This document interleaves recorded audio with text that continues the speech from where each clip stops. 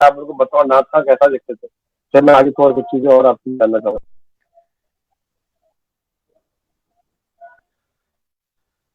جی سب سے پہلے السلام علیکم ورحمۃ اللہ وبرکاتہ. اور میں بہت زیادہ کل سے غم کی کیفیت میں ہوں جب سے سنا ہے میرے برادر اکبر جناب عارف قادری رحمۃ اللہ تعالی علیہ کا وصال ہوا. میں آپ لوگوں کا بہت شکر گزار ہوں کہ آپ نے ان کے لیے اس طرح سے تعزیتی ریفرنس رکھا ہے. بے شک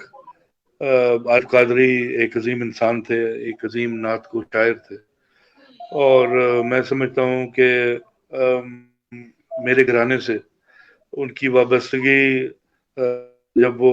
بہت چھوٹے تھے، میں آج یہ بھی اپنی والدہ سے بھی گفتگو ہو رہی تھی ان کے حوالے سے، اور وہ بہت عرصے سے اس گھرانے کے نمک خوار تھے، اور الحمدللہ میرے والد سے انہوں نے عشق کیا ہے، محبت نہیں بلکہ میں اس کو عشق کہوں گا. یہ جتنی بھی لوگ ہیں میرے بھائی آصف قادری، شاہد صابری، شاکر، حسیب، ان لوگوں نے اتنی محبت اور عشق کیا میرے والد سے کہ اپنی انہوں نے پرسنالٹیز میں سے الحمدللہ ان کی میرے والد کی جتنی کافی ساری چیزیں جو انہوں نے ان کے اندر سما گئی، جس وجہ سے لوگوں نے ان کی بہت تعریف کی اور بڑے زمانے میں ان کو عروج مل رہا ہے الحمدللہ. میں عارف بھائی اللہ تعالیٰ ان کی قبر کو بقائے نور بنائے. میں پچھلے سے میری ان سے بہت زیادہ انٹریکشن ہو رہا تھا. مجھے آپ نے مطلب میں کہتا ہوں وہ قلم اس قسم کا لکھ رہا تھا کہ میں حیران تھا کہ یا اللہ اتنی فراوانی سے اتنی جلد سے جلد بھی کلام اترتے ہیں، اس طرح سے بھی ہوتا ہے. میں بہت خوشی بھی ہوتی تھی کہ ان کا انداز بیان، ان کی جتنی بھی شاعری تھی، کیونکہ نوک پلک میرے والد نے ٹھیک کروائی تھی. مجھے یاد ہے آصف قادری اپنا ایک مجموعہ لے کے آئے، کچھ انہوں نے وہ ریڈ کر دیا غلطیاں نکال کے عارف بھائی کی، اور کہ یار یہ نہیں ٹھیک، یہ نہیں ٹھیک، یہ اس طرح نہیں ہے. تو وہ اس کو باقاعدہ طور پر ان کی شاعری کو ایک سانچے میں ڈھالا ہے میں سمجھتا ہوں، اور خدا میری یہ سامنے والی الماری بک سے بھری ہوئی ہے. میں جا کے آصف قادری کو آٹا ہوں یا عارف قادری کو میرا دل کرتا ہے کہ مجھے اس میں سے جھلک محسوس ہوتی ہے میرے والد گرامی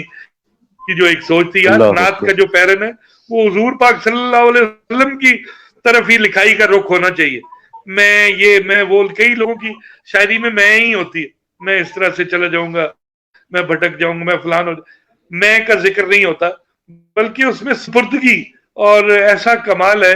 کہ حضور کی صفت و ثنا مجھے پڑھنے کا بھی مزہ آتا. وہ حال ہی میں انہوں نے سحری کے وقت ایک دو دن پہلے ہی میری ان سے بات ہو رہی تھی، تو آپ نے مجھے ایک حمد عطا کی، اور پھر مجھے ایک نعت جو میں نے کل بھی ان کے جنازے میں پڑھی، انہوں نے لکھا کہ زبان پہ نعت کا نغمہ نہیں تو کچھ بھی نہیں، زبان پہ نعت کا نغمہ نہیں تو کچھ بھی نہیں، محبت شہ بطحا نہیں تو کچھ بھی نہیں. وہ مجھے اتنا زبردست لگا، میں نے اس کی طرز بنائی اور ان کو سنائی، اور ہم آدھا گھنٹہ ایسی کیفیت خدا کی قسم رہی کہ وہ میں اپنی ساری زندگی نہیں بھولوں گا ان لمحات کو. اور اگلے دن میں نے جا کے ATV کے پروگرام میں پڑھی الحمدللہ، وہ بہت ہی لوگ متاثر ہوئے. اس کا آخری جو مقطع تھا، آپ لکھتے ہیں کہ یہ عز و جاہ، یہ مال و منال اے عارف، یہ عز و جاہ، یہ مال و منال اے عارف، گر ان کی ذات پہ وارا نہیں تو کچھ بھی نہیں. تو میں سمجھتا ہوں کہ حضور پاک صلی اللہ علیہ وسلم پر اپنی زندگی ہے وہ بھی وار کے چلے گئے، اور اس کا صلہ اللہ نے ان کو یہ عطا فرمایا کہ روزے کی حالت میں اپنے محبوب کا دیدار کریں گے. میں سمجھتا ہوں کہ اس سے بڑی سعادت کوئی نہیں ہو سکتی کہ ایک شخص جس نے ساری زندگی مدح رسول اللہ صلی اللہ علیہ وسلم میں گزاری، اور ان کی بات کی، ان کی گفتگو کی، ان کی محافل سے جائی، تو اللہ نے یہ ریوارڈ دیا کہ ایک اعلیٰ طریقے سے اس دنیا فانی سے بھی اس کو حضور کی بارگاہ میں لے کے گئے، جہاں حضور بھی اپنے امتی پہ ناز کریں گے۔ پھر عارف میرے لیے سر بسجود کہتا تھا، آج روزے کی حالت میں میرے پاس آ گیا، تو میں سمجھتا ہوں اس سے بڑی سعادت کوئی نہیں۔ اللہ تعالیٰ ان کا جہان جو اگلا ہے اس میں کروڑوں برکتیں اور رحمتوں کا نزول اور حضور کا ساتھ، ان کا قرب، ان کی معیت نصیب فرمائے اور ان کی قبر کو بقائے نور فرمائے۔ میرے پاس الفاظ نہیں ہے